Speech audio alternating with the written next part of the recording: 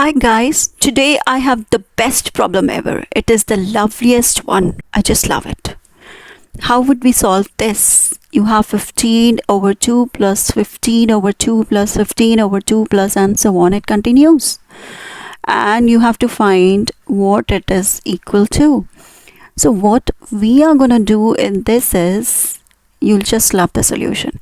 Let's put this whole thing as x. X is equal to the whole thing.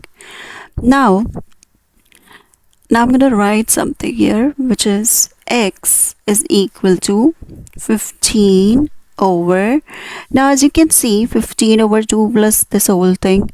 So I have 15 over 2 plus, this whole thing is repeating again. 15 over 2 plus something, 15 over 2 plus something, 15 over 2 plus something. So as we have taken that as equal to x, so this is x. So 15 over 2 plus x. Now it's easier for us to solve. Just cross multiply. So what do we get when we cross multiply? We have 2 plus x times x. 2 plus x times x is equal to 15.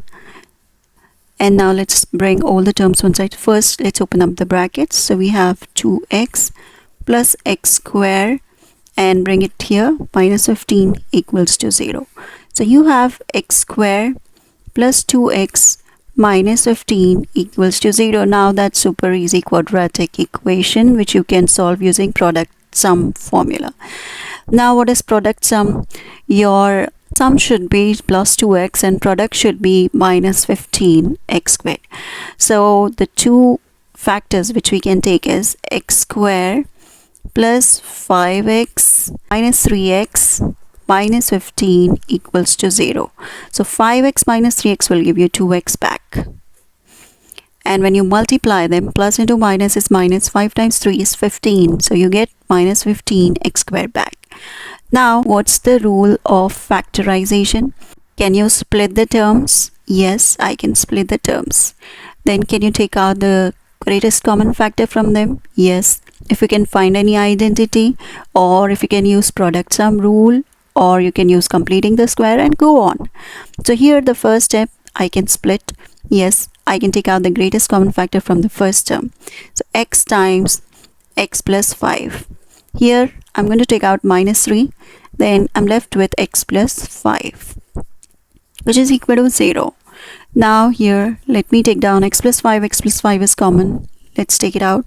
X plus 5. So what am I left with? X here minus 3 is equal to 0. So I've got two factors, x plus 5 and x minus 3. So what are the values of x? So let's put x plus 5 is equal to 0. So we get x is equal to negative 5. And when we put x minus 3 is equal to 0, we get x is equal to plus 3. So these are the two solutions. Here we're going to eliminate the negative 5. The correct solution is positive 3. That's it. Thank you so much. Bye bye. Take care.